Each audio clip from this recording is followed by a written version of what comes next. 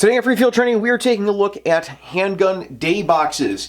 If you are not familiar with the concept of a day box, this is something that I have completely stolen from the explosives industry, where a day box is something that you put the explosives from your magazine into to go travel out and do something, or just for a short period of time to store it securely and so no sparks get to it and it doesn't accidentally detonate and no sticky fingers get a hold of it or no unauthorized personnel have access to it. Well, I do the same thing with handguns. Now, we get a lot of new security guards and cops on the channel, and for a lot of them, they are not familiar with storing or using or carrying or all the things having to do with handguns other than what they get in the very basic levels of training with handguns that you get from security training or from the police academy. And I think we'd all agree that that is always been a little lacking, and these days is a whole lot lacking.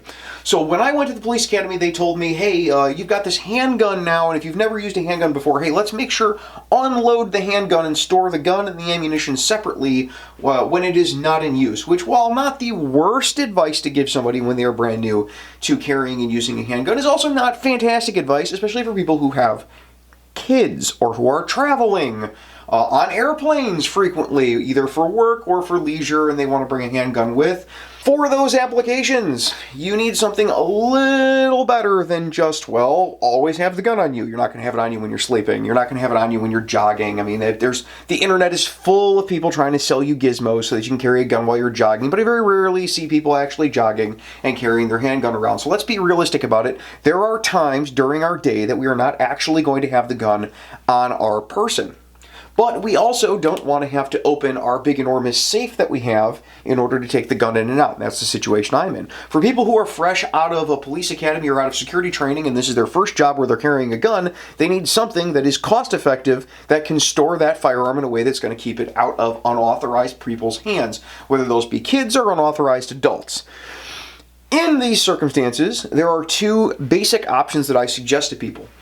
I have gone through a metric boatload of these types of safes to use as a day box so that I could have my handgun available to me during the day without having to go open up my big safe, to be able to keep one handgun nearby, either in a nightstand or I'm going to go take a shower, so I take the gun off and I go put it in the day box, and then I go take my shower and I come back and I can put the gun back on me, or it's going to stay in the day box while I'm playing with my kids downstairs, and then before I leave for the day and go do something, I can take the gun out of the day box and put it back on. If you're brand new to the security or policing, this might be your solution for, we're going to take this day box, we're going to bolt this bad boy down to a table, and we're going to use this as our method of storage until we have enough money and time and equipment built up where we're going to buy a larger and more secure safe.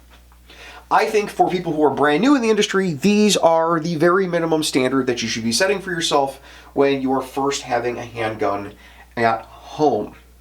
For those of us who are going to be carrying a gun all the time and have a little more experience and a little more time on the job, I think this is a great solution for, I'm just going to hide it in my nightstand, which I don't think is particularly safe for anybody involved. Even if you don't have kids, if other non-authorized people that you don't want having access to your handgun in your house, I cannot tell you how many reports I have taken from people who have had their guns stolen because their friends or their kids' friends or their wife's friends or whoever's friends came over and then they lost their gun.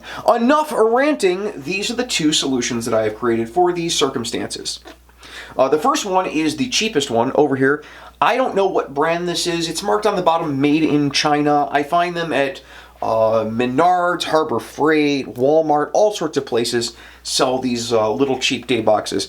These things have a 3-digit, just kind of like rotator on them that allows you to pick your own combination. I rando setted this combination for the video, and then you've got a little knob that allows you to open or close the box. Now, the great thing about this is it is super cheap. I think this is 25 bucks. There's a cable that you can slot in the side that allows you to attach it to the inside of luggage if you're going to fly with this. In fact, you can see that I've flown with this several times. It's a way to be able to keep the gun secure. It's really cheap. And it can cable it into your bag, so that way somebody, if they're going to steal it, they at least have to take the whole bag, theoretically. Inside of here, you can keep one fairly large handgun. So this is the biggest handgun that I can fit inside of this day box. It is a Glock 21 short frame. That's the biggest thing that I can fit in there. It's the size of what a duty handgun would have been 20 years ago. No light, no optic, none of that. Just the gun in the box. It all fits. You might be able to store a couple of other things in there. Let's say you wanted to put your gun and another spare magazine in there. You could do that. Or the gun and a light that didn't expend past the muzzle in any way. You could fit that in there. But if you put a Surefire X300 or Streamlight TLR1 on there, you're already over the size of what's going to fit inside of that box with a Glock 21. I have tried putting my Glock 22 or Glock 17, Glock 34, Glock 35 in here with a light on it. None of them fit, which is kind of what led me to a slightly larger box. What I use this for generally is if I'm going to be flying, I'm not normally flying with something that's any bigger than that. And if I am flying with something and it's going to be about that size, it ends up being a Glock 20 10mm, and even that doesn't happen very much. I have a 10mm Glock 20 Gen 5, and that also fits inside of this box and locks. Normally what I'm carrying when I'm flying, if I'm going anywhere, is going to be something significantly smaller than that. It's normally a J-frame or some other, what is the minimum I can get away with carrying around while I'm flying type of handgun. Definitely not going to be able to store something like my Walther PDP with a Surefire X300 and a Steiner MPS, which I'm currently using as my duty pistol, inside of that box. It's just not gonna work. Definitely not going to be able to carry a 5.5-inch Ruger Red Hawk if I'm gonna fly for a fly fishing expedition inside that box. Even with a shorter barrel, that the frame's just not gonna fit inside of that thing. What I have here is the solution that I'm currently using at home as a day box. It normally only has one handgun. It's whatever handgun I'm carrying at the time. So this is never left where there's a gun inside of it and I'm not home. So I'm not using currently the feature for bolting it down to a table, because if somebody wants to break into my house and they want to steal the day box, all they're going to get is the box. There's nothing in it. I leave it locked to kind of waste the time of any burglar who might be stupid enough to take it, but that's it.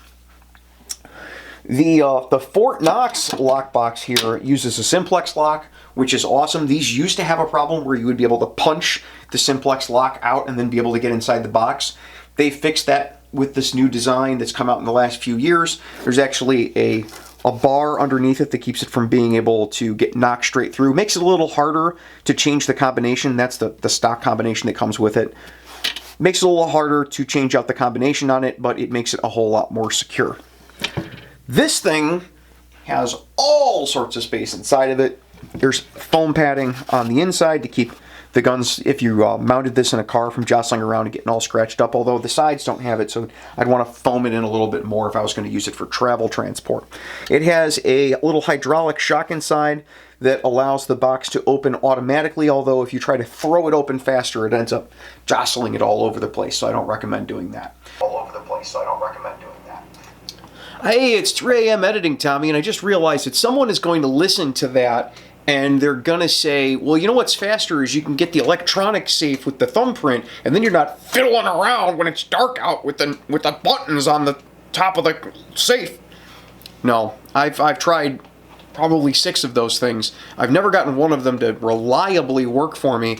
And at 3 a.m. when it's dark in the room, you have to push one of the buttons on every one that I've ever found in order to get them to light up.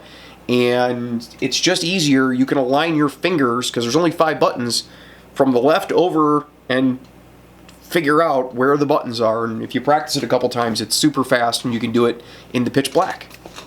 So, also, before you grab the thing, you should probably be able to see. So maybe a small light would work better than having buttons. Also, people worry about the electronic beeping noises that buttons make. I've never understood that. If the burglar's in your house, the beepy buttons is probably not going to make a big difference. It's weird. The stuff people say on the internet is weird. Okay, back to the video. Inside of the box is a bunch of foam padding on the bottom. You can see how thick it is. It's pretty thick steel, especially compared to this thin chintzy thing. And inside is enough room for all sorts of stuff. I put 3 pistols in here just so you can kind of see you could fit 3 handguns in here. The HK USP Tactical 45 is too big for this box just by a little tiny bit. It just barely doesn't fit inside.